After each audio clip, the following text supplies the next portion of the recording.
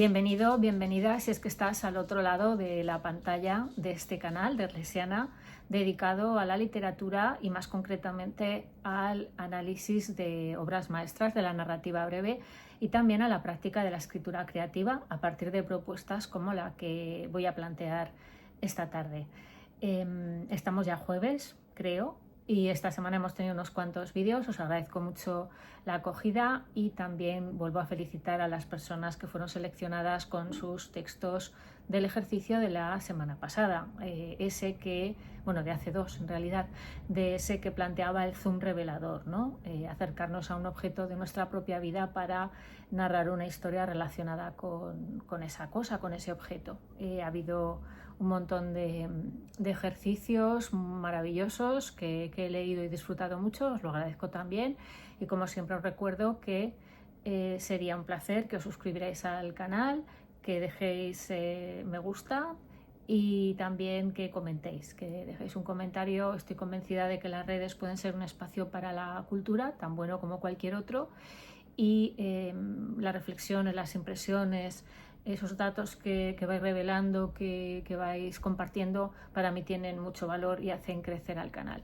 Bueno, cometí un pequeño error el otro día que me alegro de haber estado confundida, porque lo descubrí ayer. En YouTube no es necesario un mínimo de suscriptores para hacer directos.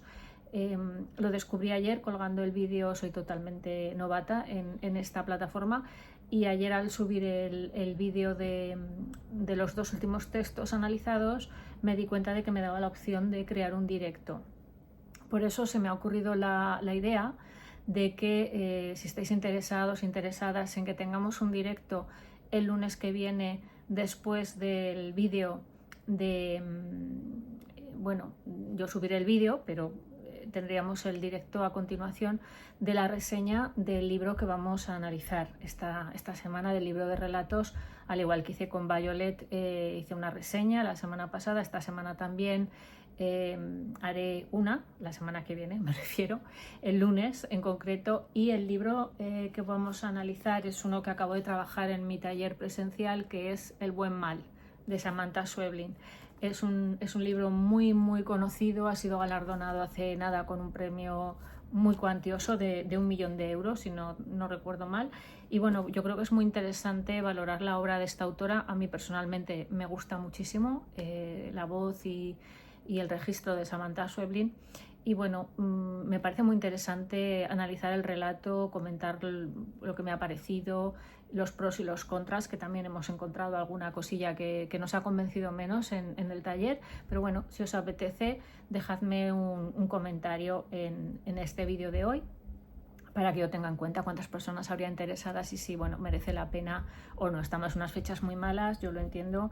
Sería el lunes que viene, a partir de las 8 de la tarde, ¿vale? Entonces, quien esté interesado, quien esté interesada, pues que deje un comentario para que yo lo sepa. Y vamos a comenzar con la clase de hoy, con el taller de hoy, que se lo voy a dedicar a un tema que tiene que ver, como adelantaba ayer, con el cuento que analizamos la semana pasada en las lecturas del taller del Sillón de Terciopelo Verde.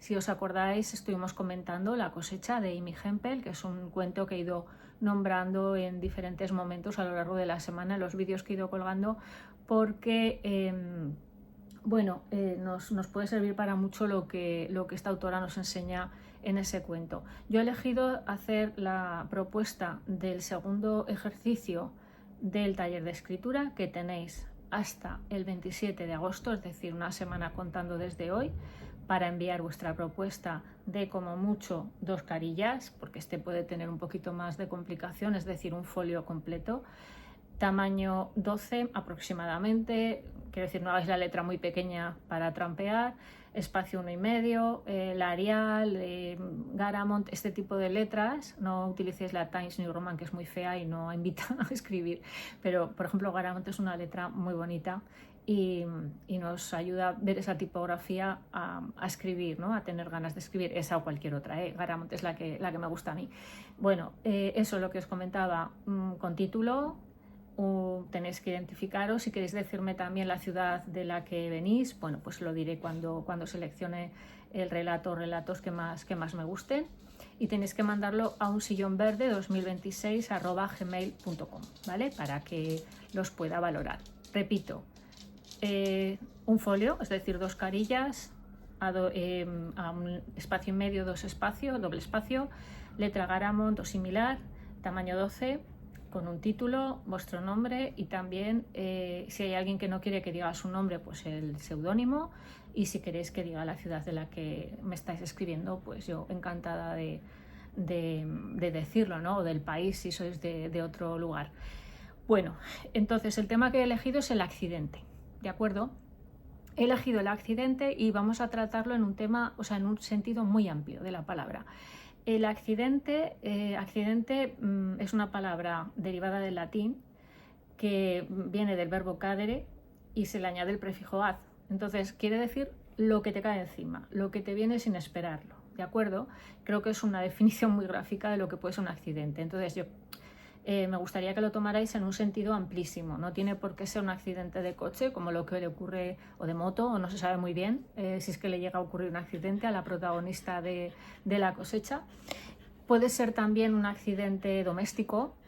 Hace un tiempo yo leí estadísticas y comentaban que es un porcentaje altísimo el de los accidentes que se producen dentro del hogar, ¿no? Regando las macetas, porque te caes de lo alto de una escalera a la que te has subido para coger algo, se te desploma encima un mueble, en fin, había un montón de casuística muy determinada, muchas relacionadas con la cocina, con el fuego de los hornos, de las ollas, etcétera. Entonces, bueno, en un sentido muy amplio e incluso metafórico, porque se me ocurre que también a veces se nos caen encima personas, ¿no? Que hay personas que son auténticos accidentes. Entonces, siempre que lo sepáis llevar a vuestro favor, que arriméis el ascua a la sardina o la sardina al ascua, que nunca tengo claro cómo es el dicho, pues a mí me va a parecer estupendo, ¿no? Yo creo que es un tema que no es ajeno a nadie. Todos hemos vivido un accidente, o bien en primera persona, o bien lo hemos presenciado, o bien lo ha tenido alguien que nos importa, o bien hemos oído hablar de un accidente. En fin, podemos utilizar el accidente de una manera muy libre, como un tema que nos puede ayudar a escribir sin más y que podemos utilizar sin ningún problema, ¿no? Voy a plantear varios datos que os pueden servir para trabajar el tema del accidente. Vamos a analizar un texto mío, muy cortito, que va a leer la maravillosa María, también como los de los ganadores y ganadoras de estos últimos días, bueno, los seleccionados, porque pobres, no habéis ganado nada que no sea ser escuchados, o sea, ser grabados, ¿no? Que vuestro texto sea reproducido por María, que ya es un lujo, yo creo, pero bueno, ya se andará que podamos tener algún tipo de premio cuando las editoriales se animen a ayudarnos, ¿no? Que eso os haría muy bien. Lotes de libros como en el primer sillón de terciopelo verde, que bueno, siempre es una alegría recibir libros bellos, ¿no? Y volviendo al tema, el accidente a mí me parece que puede ser muy interesante. Vamos a analizar un texto mío que he titulado de forma muy gráfica Resucité, para que se sepa que el final es más o menos feliz, ¿no? Si hay una resurrección, bueno, pues está claro que la muerte ha sido más o menos reversible también. Analizaremos, bueno, os voy a dar diferentes propuestas que os pueden servir, porque los tonos pueden ser muy distintos, igual que habéis visto que las personas que han mandado textos al taller han optado por hablar de objetos en un tono que combinaba la ternura, la nostalgia, el humor, la mala leche, un poco la culpa, ¿no? También, barra libre completamente, para que podáis contar vuestro accidente o el de quien sea de una forma también absolutamente sorprendente, original. Yo creo que los temas, siempre lo digo, ¿no? En mis clases y lo digo porque a veces las personas se desesperan intentando encontrar temas que sean originales. Yo creo que los temas realmente de la literatura son muy pocos, son universales por algo. Lo que cambia es la voz, es la manera de contarlos. Entonces, a veces nos fascinan los autores que nos gustan, las autoras, porque detectamos una autenticidad, una manera de contar que es absolutamente, podríamos decir, pegada, ¿no? Ligada a ese autor. Es una voz que va unida de una manera que no se puede separar, ¿no? Que intentamos imaginarnos a otra persona utilizando ese registro, a otro autor, a otra autora, y no le saldría, ¿no? O cuando lo probamos nosotros, pues tampoco, son inseparables, ¿no? La voz con el autor o la autora, ¿no? Y eso marca mucho, a veces nos fascina esas voces y tenemos que luchar por encontrar la propia, ¿no? Que yo creo que la tenemos, todo el mundo tiene una forma de entender el mundo, de ver las cosas, y se trata de encontrar aquellos rasgos que pueden ser más atractivos, que pueden ser más honestos, más, digamos, fulminantes en la pegada, ¿no? De cara al lector o a la lectora, que los capten, que los seduzcan, que se los lleven como el flautista de Hamelin detrás de ellos, ¿no?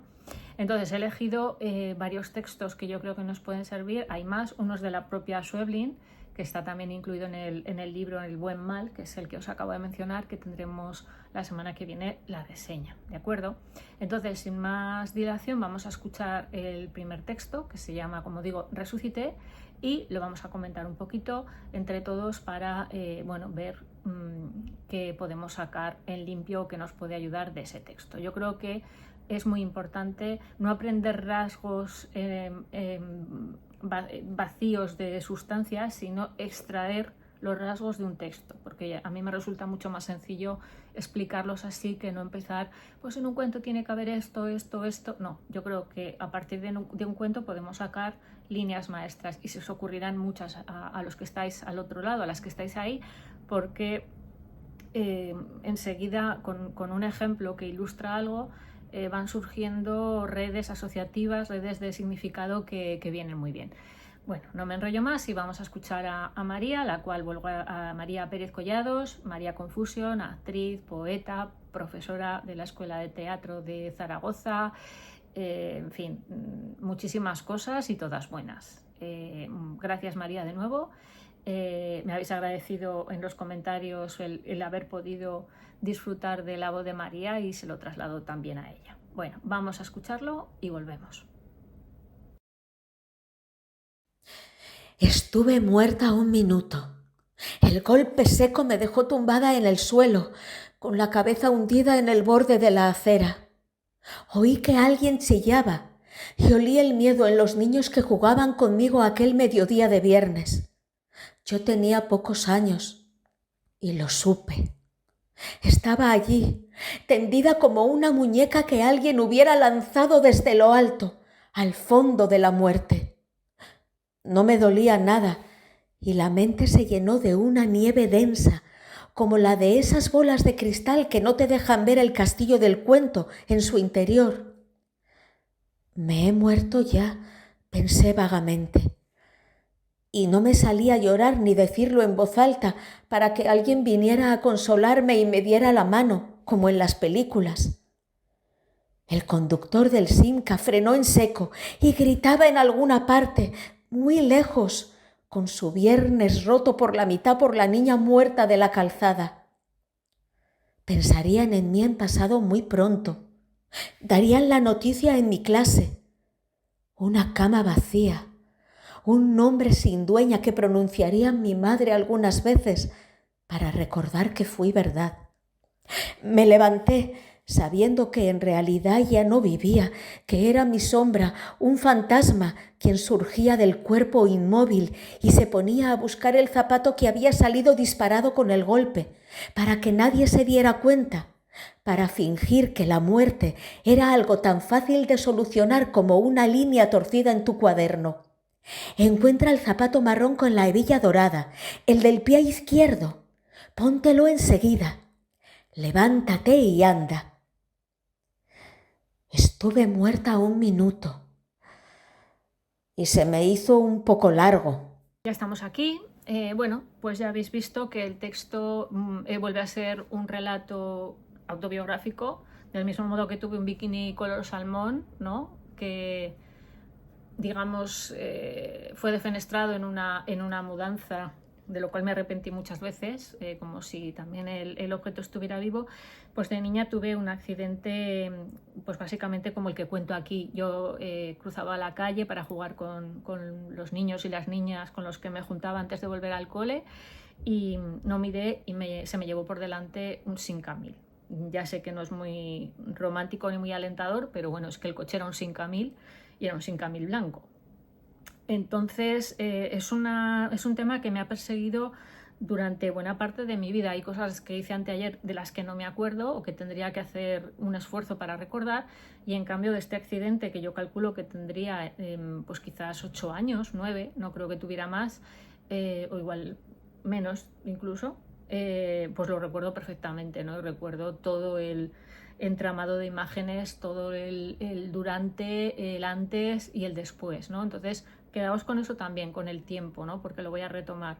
Tendremos que elegir qué contamos, y para eso tendremos que situarlo, si puede ser, en una coordenada cronológica, ¿no? Tendremos que decidir si queremos contar el momento previo, el durante o el después del accidente, o todo, o parte, ¿de acuerdo?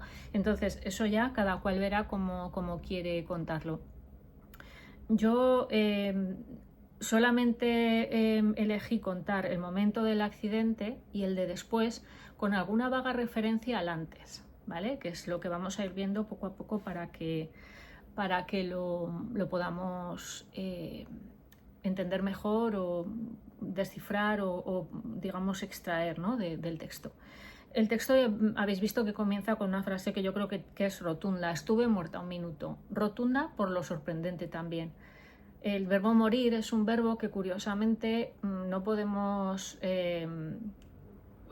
conjugar en pasado, porque si hemos muerto no podemos seguir contando, a no ser que estemos en literatura, que es donde nos encontramos, ¿no? Entonces a mí me gusta mucho esa parte del verbo de morí, estuve muerta 1 minuto. Esto es imposible. Si te mueres, morir es un estado definitivo, igual que nacer. No puedes nacer un poquito ni te puedes morir un rato, ¿no? Entonces eso me parecía que era una buena manera de empezar.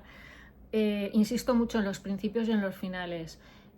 Yo prefiero las frases cortas, al principio y al final. Existen principios, digamos, psicológicos que rigen que el hablante presta mucha atención, o digamos que algunos hablantes prestan mucha atención al principio y otros al final.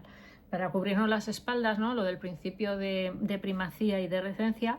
Para cubrirnos las espaldas, pues vamos a intentar dejar una frase memorable al principio, o lo más memorable posible, y otra al final, ¿no? Para que alguna de las dos, si puede ser las dos, calen en el hablante, ¿no? Yo creo que en el cuento tiene que estar todo muy cuidado, pero el principio y el final muy especialmente, y insisto mucho en eso. Recordad ponerle un título, ¿vale?, al texto. Yo creo que decir resucité como título ya nos sumerge directamente en una dimensión fantástica, ya nos está dejando claro dónde nos vamos a mover, ¿no? Y eso me interesaba también. Está hablando una adulta, porque evidentemente la niña no llegó a morir, aunque pensó que sí, ¿no? Entonces, esa adulta puede permitirse algunas trampillas en la verosimilitud. Quiero decir, a mí personalmente me gustan muy poco los textos donde un adulto imposta la voz de un niño o de una niña, porque me parecen siempre como muy falsos. Es muy difícil conseguir esa frescura, esa chispa que tiene un niño hablando, ¿no? Una niña hablando. Entonces, me parece que es muy complicado meterse ahí. Aquí lo que tenemos es una adulta que lo que está haciendo es contar, acercándose a la niña que fue, intentando recordar a la niña que fue, pero al mismo tiempo contaminándola, porque es muy difícil saber dónde acaba la niña y dónde empieza la mujer adulta que cuenta esta historia, ¿no? Entonces eso lo tenemos que tener en cuenta. Dice: el golpe seco me dejó tumbada en el suelo, con la cabeza hundida en el borde de la acera. Esto fue tal que así. O sea, a mí una de las cosas que me parecen más espeluznantes de este atropello es recordarme pues prácticamente inerte, apoyada como si fuera una especie de almohada dura en la acera, ¿no? Y fue un golpe muy duro y un golpe muy peligroso, que un poquito más, unos centímetros más arriba o abajo, pues creo que no lo hubiera contado. Entonces, La niña aparece ya tumbada. Es un comienzo, digamos, in media res, porque lo que tenemos es a alguien que está ahí ya. No sabemos los previos, de momento no se nos ha contado el previo, se nos ha instalado ya directamente en medio de la cosa, ¿no? Entonces, yo creo que esto tiene su pegada. Oí que alguien chillaba, entonces aquí viene lo sensorial y vais a ver que en los textos que voy a mencionar, por lo menos en 2 de ellos, lo sensorial, el alrededor de la persona accidentada es muy importante. Vamos a intentar capturar sonidos, olores, texturas, las voces, cómo se siente alguien que acaba de tener un accidente, ¿no? Cómo es el alrededor de ese accidente. Alguien chillaba, no es lo mismo gritar, yo creo que chillar tiene un matiz como más animal, más irracional que gritar. Y oí y olí, ¿vale? El miedo en los niños que jugaban conmigo aquel mediodía de viernes. Sitúo todo, ¿de acuerdo? Es un viernes al mediodía y oigo unas voces que chillan, porque evidentemente es grave, y se huele el miedo en los niños de alrededor. Yo tenía pocos años y lo supe. Estaba allí, tendida como una muñeca que alguien hubiera lanzado desde lo alto, al fondo de la muerte. A mí esta imagen me parece que es coherente en una niña y en una adulta que recuerda a la niña.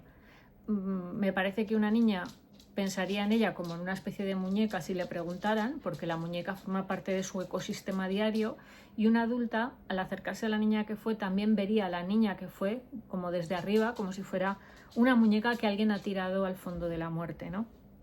Yo creo que contarlo así, decir que has lanzado a alguien al fondo de la muerte,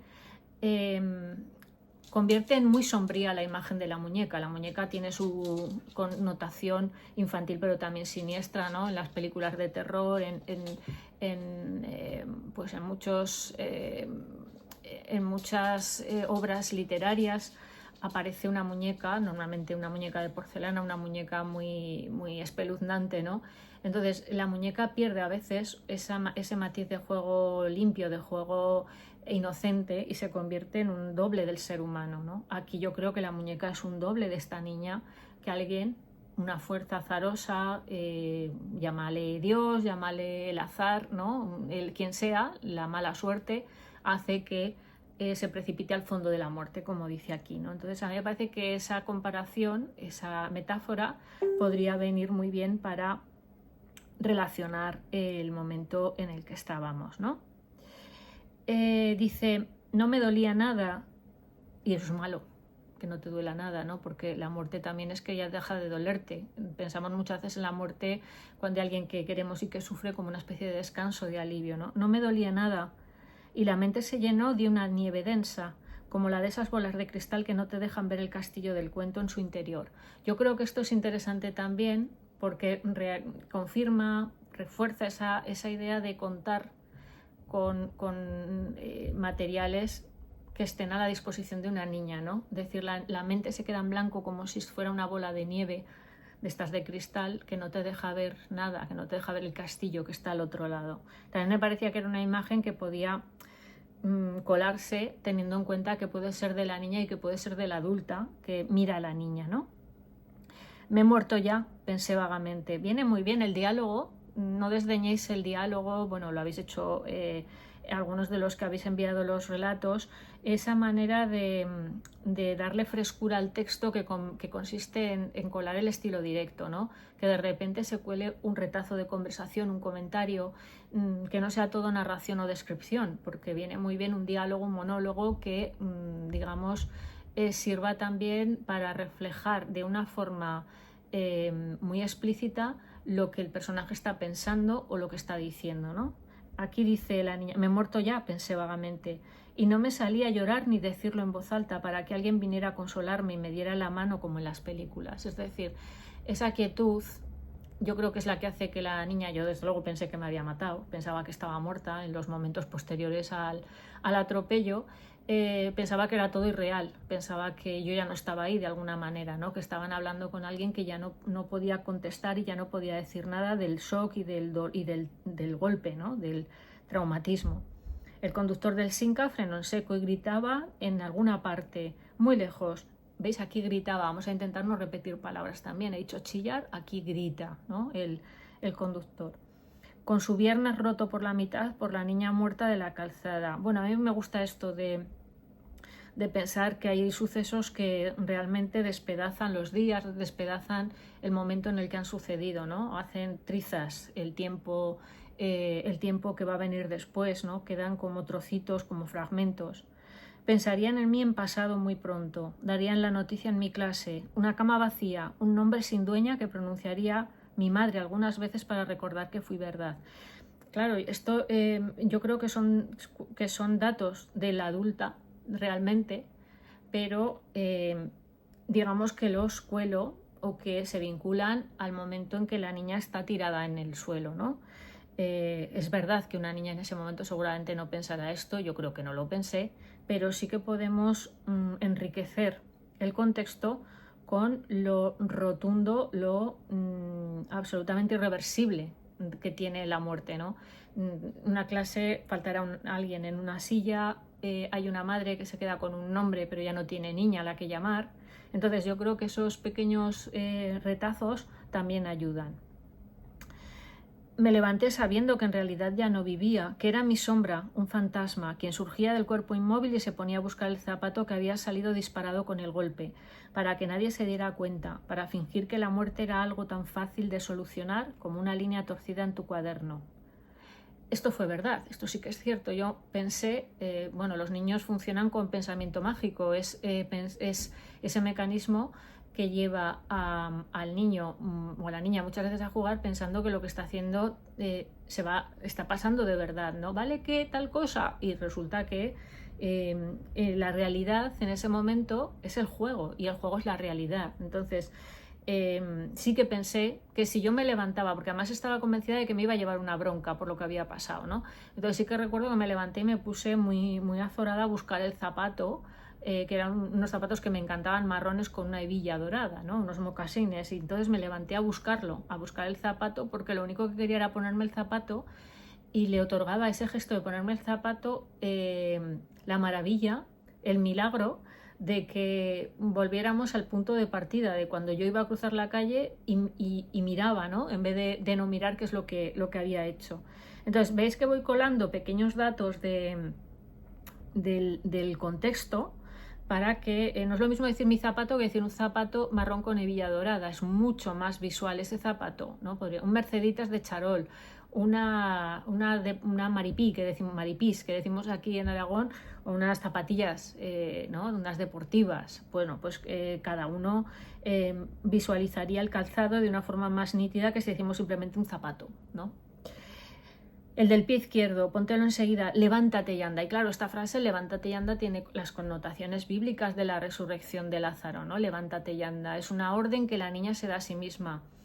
Esto sí que también es cierto, porque cuando yo sufrí el accidente, bueno, pues recibíamos clases de educación. Yo de hecho fui a un colegio de monjas, la primera etapa educativa de mi vida, y nos leían fragmentos adaptados de la Biblia, ¿no? Y a mí una escena que me pareció sombría y maravillosa desde el principio es la de este señor, ¿no? Al que bueno, pues Jesucristo le dice espabila, levántate y anda, ¿no? Me pareció, en fin, como que podía encajar muy bien, aunque en ese momento no lo pensara, porque sí que era un dato que yo tenía. Como niña tenía ese dato de Lázaro, ¿no? Estuve muerta un minuto, ¿ves aquí? La anáfora que os comentaba ayer, una frase literalmente al principio de un párrafo, y aquí aparecía en la primera línea y aquí va a aparecer en la última. Estuve muerta un minuto y se me hizo un poco largo. Casi es como recordar también esa inquietud, esa ansiedad que nos da cuando somos pequeños, el tiempo que percibimos como que está durando de más algo, ¿no? Los viajes, pero ¿cuánto falta para llegar? ¿Cuánto falta, ¿no? Cuando estamos esperando para el cumpleaños, cuando no somos conscientes todavía digamos, del cómputo, ¿no? No podemos llevar la cuenta por nuestra cuenta, nunca mejor dicho, y lo que hacemos es estar preguntando o estar teniendo la sensación de que el tiempo, si nos lo estamos pasando bien, es muy cortito y si nos estamos aburriendo es interminable, ¿no? Entonces yo creo que eso también, también puede encajar, ¿no?, en la psicología del personaje. Ya veis que yo ayer destaqué las voces tan adecuadas de los dos relatos que leí, bueno, que se comentaron, La tetera marroquí de Beatriz y la de Ojo por ojo, viento por viento de Javier, porque creo que las voces hacen mucho. Y aquí lo que traté de conseguir era una voz de niña filtrada por una adulta, pero que resultara creíble, que resultara verosímil, ¿de acuerdo? Entonces, bueno, es un texto muy cortito, pero yo creo que recoge la esencia de lo que puede ser un accidente, ¿no? El tono, yo creo que es un tono melancólico, es un tono también ligeramente asombrado, ¿no?, por lo que ocurrió. Yo creo que hay algo que no debemos perder de vista, y es que cuando tenemos un accidente ya nada es lo mismo. Ya tenemos una conciencia de la propia fragilidad, tenemos una certeza de que hemos estado muy a punto de algo terrible, ¿no?, de que nos pasara algo terrible, que se queda un poco como recordatorio toda la vida, ¿no? Y yo pienso muchas veces en ese primer accidente y en lo que hubiera podido pasar si hubiera caído 1 centímetro más arriba, ¿no?, si mi cabeza hubiera caído un poco con una inclinación diferente a la que cayó, y todo lo que he podido vivir después, ¿no?, que se hubiera truncado aquella tarde de viernes, que vaya imbecilidad morirse un viernes, ¿no? Pero es un poco lo que querría destacar. Como no todo va a ser melancolía, cierto estupor también, ¿no?, porque has tenido el accidente, nos podemos plantear también contarlo desde el humor. Y en ese sentido, pues yo he rescatado un texto, os voy a dejar todo en la descripción por si os apetece, bueno, pues leerlos y pensar un poquito más, ¿no? Yo os recomendaría que, por ejemplo, hoy a lo mejor no os ponéis, pero si mañana viernes las personas que estáis interesadas empezáis a darle vueltas, pues yo lo que haría sería leerme los textos que vamos a comentar y darle vueltas un par de días, es decir, mañana, viernes y sábado darle vueltas a los textos para ver en cuál nos ubicamos mejor, cuál nos hace sentir más cómodos, si no nos gusta ninguno, por qué no nos gusta y qué añadiríamos o qué perspectiva, qué tonalidad falta, ¿no?, y es la más apropiada para cada cual, etc. El que voy a leer ahora es un cuento muy breve de Juan José Millás. Ya sabéis que Millás, que es un genio absoluto del arte y cuento, ¿no?, de estos cuentos que son brevísimos, pero que tienen casi también una textura periodística. A mí me encantan sus a pie de fotos, ¿no?, cuando le da por hacer un ejercicio de éfrasis y digamos que analiza una foto y es capaz de sacar mucha chicha, ¿no?, de sacar mucho contenido pues de una imagen, ¿no? Una imagen vale más que 1000 palabras, pues evidentemente las de Millás son de las que sin duda digamos que condensan mejor lo que acaba de ver, ¿no?, y lo cristaliza en un texto. Entonces a mí me gusta mucho Millás, me gustan mucho sus cuentos de dobles y los cuentos de objetos, me encanta, ¿no? Y entonces este cuento habla de un accidente, se llama 2 pares de calcetines. Lo voy a leer, es muy cortito.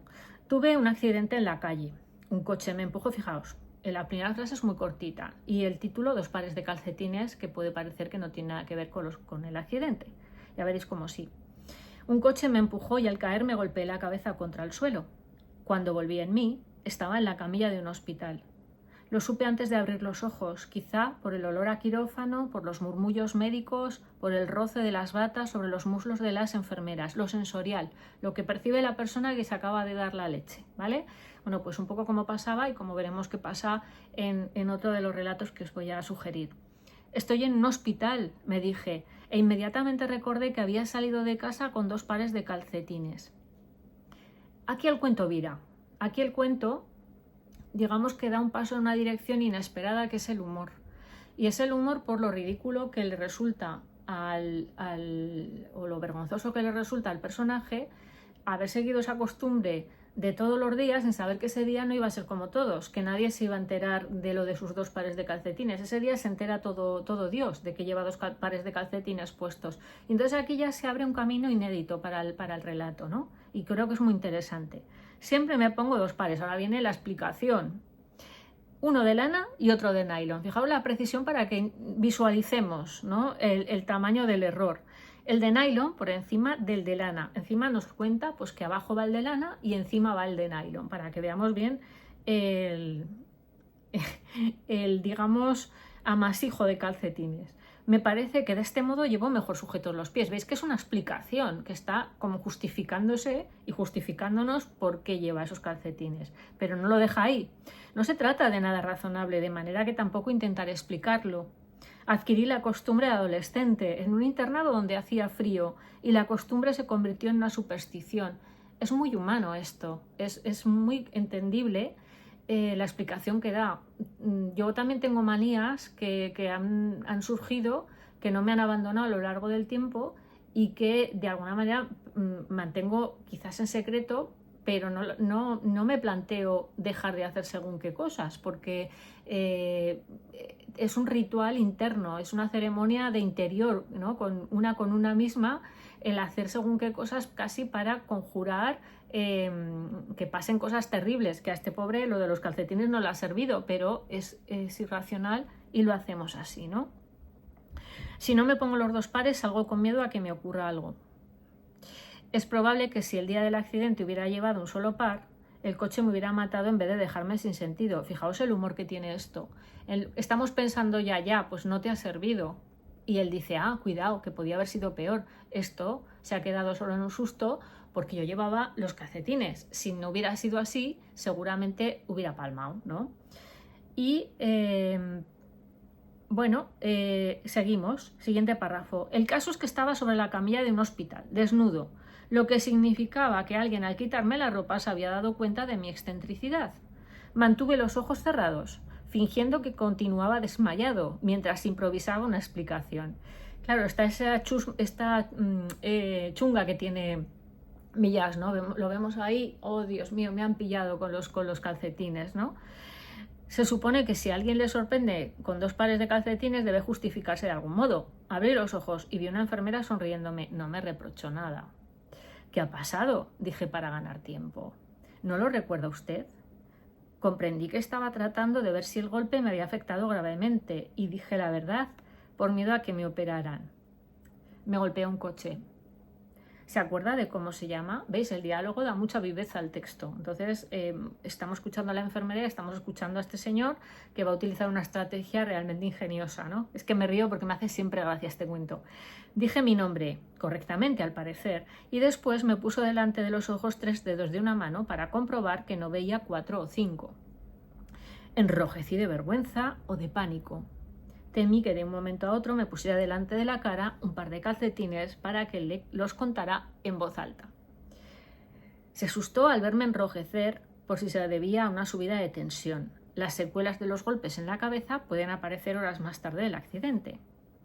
¿Estoy en La Paz, en el Ramón y Cajal o en el Gregorio Marañón?, pregunté para demostrar mi cultura hospitalaria.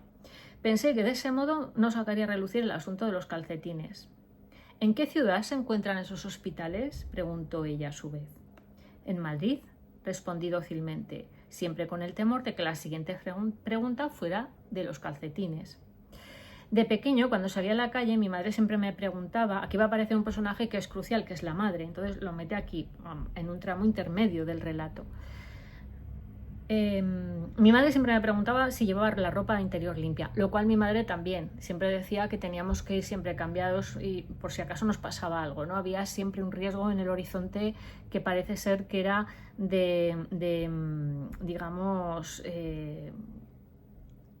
asunto materno, ¿no? Era un asunto del que se ocupaba la madre, prevenirnos de ese riesgo que estaba en el horizonte. Si tienes un accidente, en los hospitales lo primero que hacen es desnudarte. Me imagino que no te gustaría que las enfermeras te vieran con la ropa interior sucia, decía. Ese temor me ha acompañado siempre. Hasta para ir por el periódico me pongo ropa limpia. Sin embargo, nunca había calculado el peligro de que me pillaran con 2 pares de calcetines, uno encima de otro, y pensé que se trataba de la típica rareza que implicaba alguna clase de perversión venérea. Tampoco sabría decir cuál. ¿Quiere que avisemos a alguien?, preguntó al fin. ¿Me tienen que operar o algo así? No, dijo riéndose, está todo en regla, pero es mejor que pase la noche aquí, en observación. Al poco apareció mi madre y tras cerciorarse de que estaba entero, me preguntó si llevaba la ropa interior limpia cuando me atropelló el coche. ¿Ves? La madre es coherente con la madre de la que se nos ha hablado. Acababa de cambiarme, dije, lo que la llenó de orgullo. No todo el mundo puede recoger de un modo tan palpable los frutos de su trabajo educativo. ¿Ves el humor, no? Para quitarle importancia a todo el entramado trágico. Pero llevaba 2 pares de calcetines, añadí avergonzado. ¿Cómo que llevabas 2 pares de calcetines? ¿Y eso por qué? Por una superstición. Temo que me ocurra algo si salgo con un solo par. Mi madre me miró con rencor y comprendí que le acababa de asestar uno de los golpes más fuertes de su vida. Golpe, tiene que ver con el accidente. Qué vergüenza, dijo, y cuando entró la enfermera le contó que en realidad yo era adoptado. Y aquí lo dejamos, ¿no? El cuento. Entonces, fijaos que es un registro humorístico. El señor se ha llevado un buen golpe, pero inmediatamente, así como yo me acordé del zapato, él se acuerda de los calcetines. Entonces yo creo que si elegimos el punto de vista de alguien que ha sufrido un accidente, tendremos que contar qué es lo que piensa esa persona. Tendremos que ser capaces de recuperar el interior de su mente, esos primeros fogonazos, eso primero que ocupa su pensamiento, ¿no? En mi caso el zapato, que el zapato era salvarse, el zapato era revertir la tarde. En el caso de Millás, su narrador, que muchas veces también interpretamos como un alter ego suyo, alguien que habla como él y que cuenta cosas que han podido suceder, piensa, oiga, llevo calcetines, llevo los 2 pares de calcetines, qué horror, me han pillado, ¿no? Entonces, bueno, yo creo que eso lo tenemos que tener muy claro, ¿no? Si elegimos esa perspectiva. El tono, ya veis que puede ser desde la melancolía, desde el asombro, desde el humor.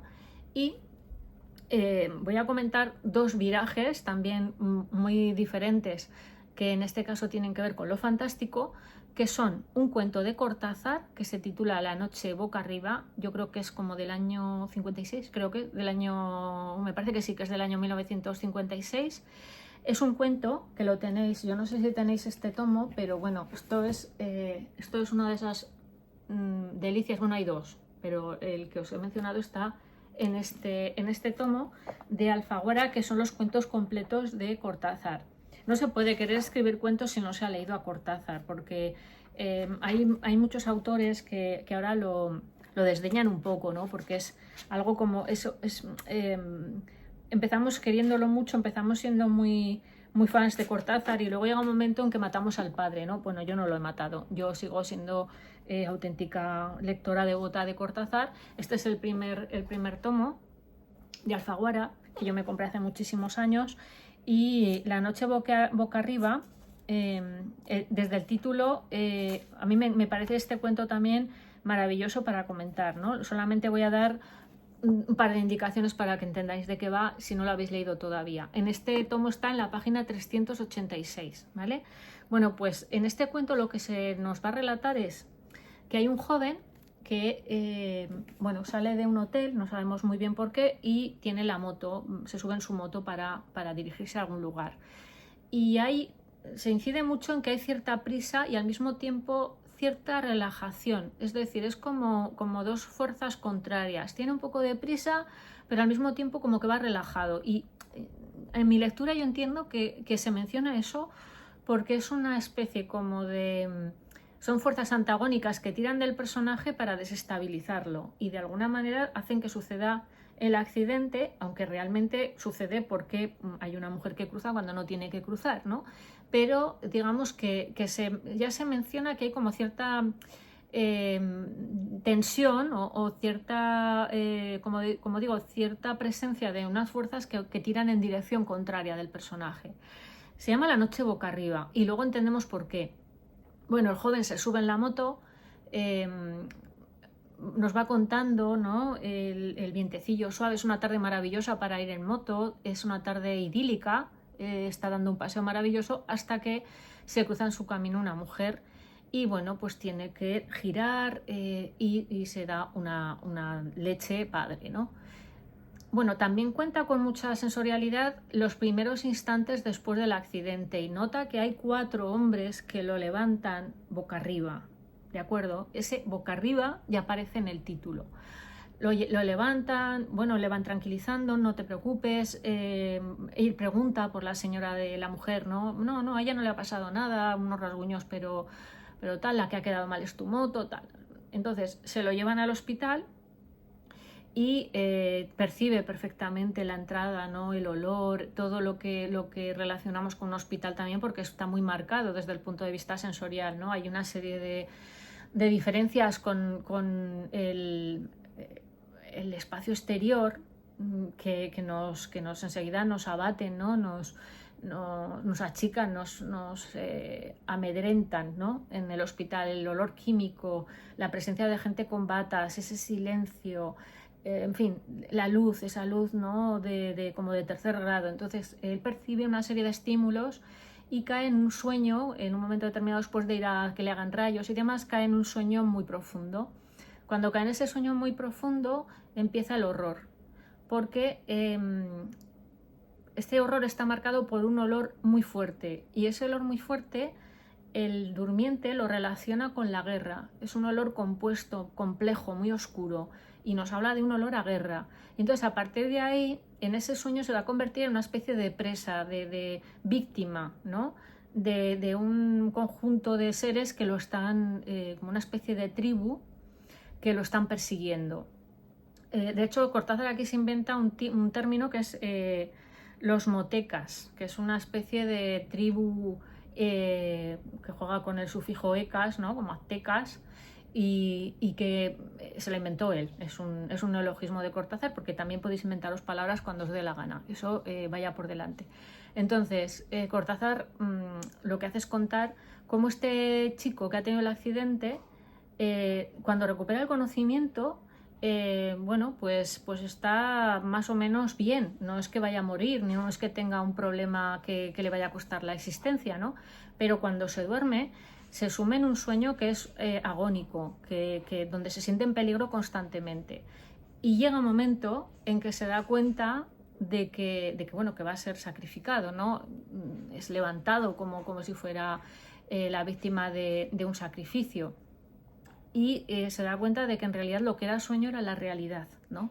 Que digamos la realidad del accidente, que ha tenido ese sueño dulce de que ha vivido, de que ha montado en moto, de que, en fin, mientras era alguien que seguramente en una época muy anterior, en un mundo mucho menos civilizado, ha sido sacrificado, ¿no? por unos salvajes. Entonces me parece que es muy interesante que veamos esa manera de jugar con lo siniestro que tiene Cortázar, cómo podemos contar algo fantástico a partir de un suceso real que puede ser un accidente. También quería comentaros un cuento de Ray Bradbury, perdón. Yo creo que es del 43, si no recuerdo mal. Bueno, os enseñaré otro día el libro de cuentos, no de cuentos completos porque no están todos, pero una selección de cuentazos de Ray Bradbury que llevó a cabo el año pasado Páginas de Espuma, y que es una maravilla. Ese cuento está en ese libro, es uno de los primeros que escribió Bradbury, se titula La multitud. Entonces, en La multitud lo que tenemos es otro cuento fantástico que trata del accidente, y lo que vamos a tener ahí es un señor, un personaje que empieza a percibir algo muy extraño, y es que cada vez que, bueno, pues que hay un accidente, que presencia que ha habido alguien atropellado, que ha habido un choque, en fin, aparecen siempre las mismas personas.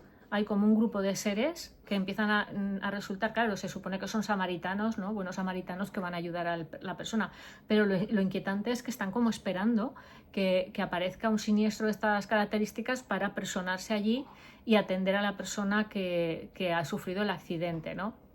Entonces, yo creo que aquí juega Bradbury con el tema de la masa, con el grupo, que puede llegar a ser peligroso para el individuo, ¿no?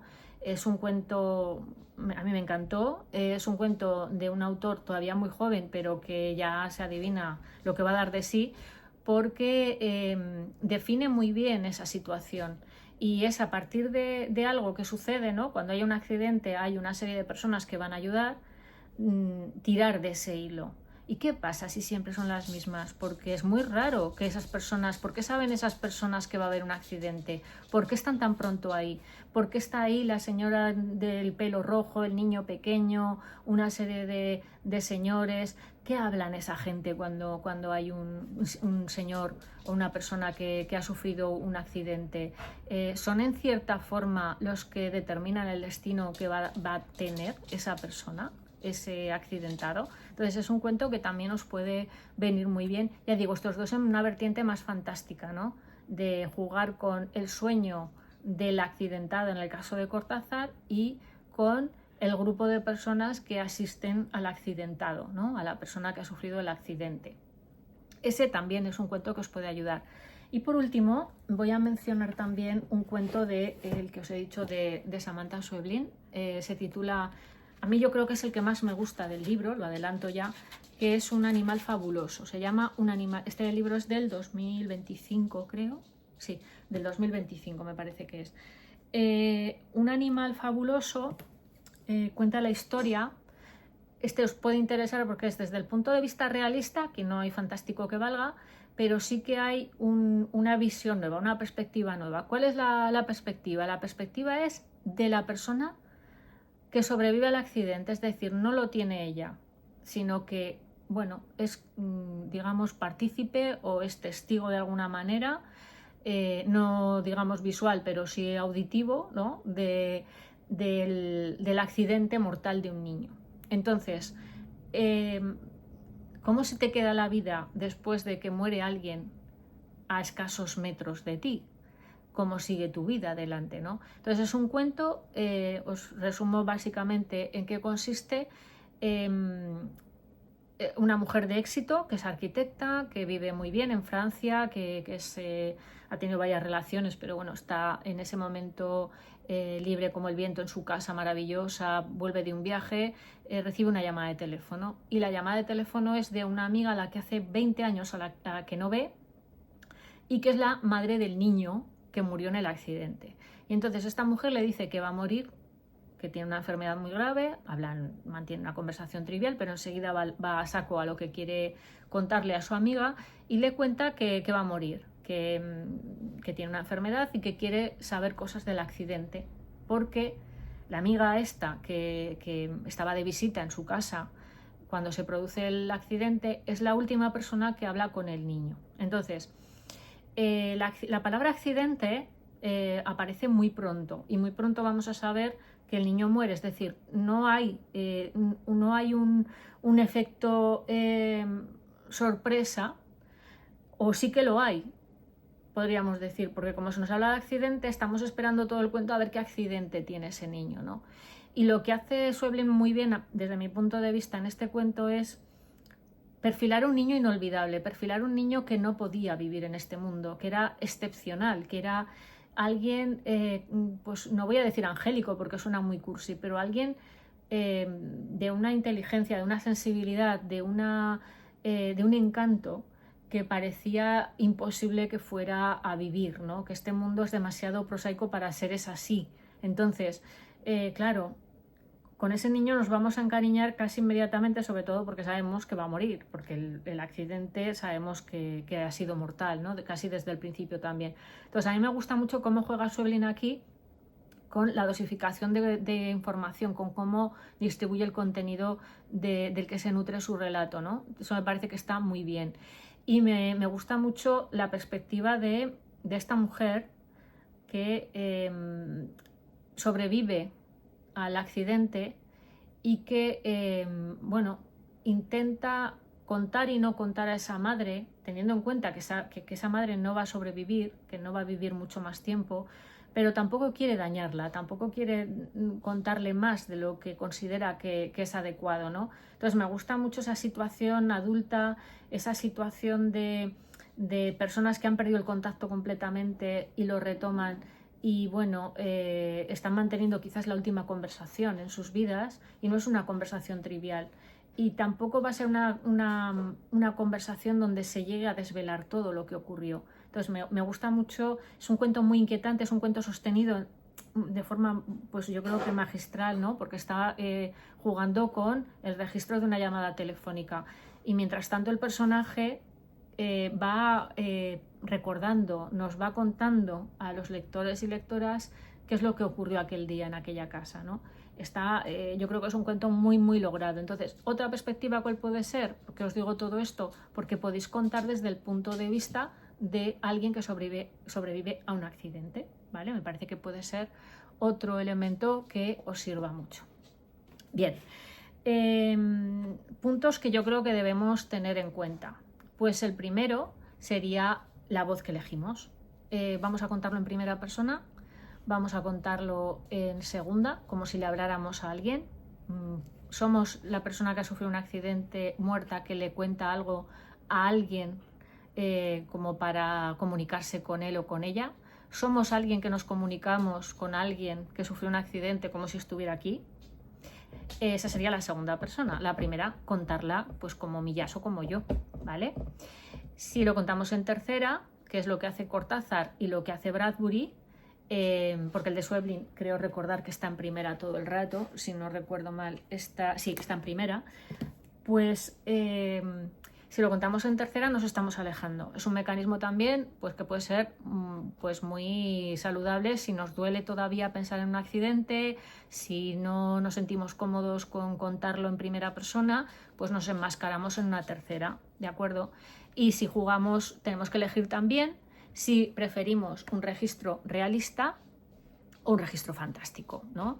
Si vamos a utilizar un tono que sea triste, un tono que sea jocoso, cómico, irónico, como el de Millás, si vamos a contar que somos la víctima, un superviviente, un testigo, podemos contar muchas cosas del accidente, ¿de acuerdo? Que no pase, como os decía, de un folio por dos carillas. No se trata de contar todo, se trata de hacer una selección. Entonces, ¿con qué os quedáis de ese accidente? ¿Qué es lo más importante de ese accidente? Recordadlo de una frase importante, una frase adecuada, que tenga su fuerza, ¿no? Por sí misma y que nos atraiga al principio del relato, y otra que cierre bien, que sea capaz de cerrar lo que hemos contado. Yo creo que hasta aquí tenemos suficiente, que creo que seguro que vais a dar mucho de vosotros y de vosotras. Y bueno, pues como os decía, tenéis que enviar el relato a unsillonverde2026@gmail.com, detallando vuestro nombre, si queréis la ciudad, si queréis un seudónimo en el caso de que seáis elegidos y nos apetezca que difunda vuestra identidad, pues que me deis un seudónimo y ya está, que algunas personas la habéis hecho en la anterior propuesta. Espero con muchas ganas los relatos, ojalá queráis volver por aquí. Contestadme por favor a lo de si queréis que tengamos directo el lunes que viene. Si no, pues simplemente colgar el vídeo y ya está, donde analizaré el libro del que acabo de hablar, de Samantha Schweblin. Y el jueves de la semana que viene tenemos la tercera lectura del taller, que va a ser Velocidad de los jardines de Eloy Tizón, que fue un autor que apareció mencionado en los comentarios. Ojalá os queráis pasar por aquí de nuevo, queráis pasar, sentaros y pasar un rato aquí en este espacio literario, porque en realidad todo es literatura. Un abrazo y hasta pronto.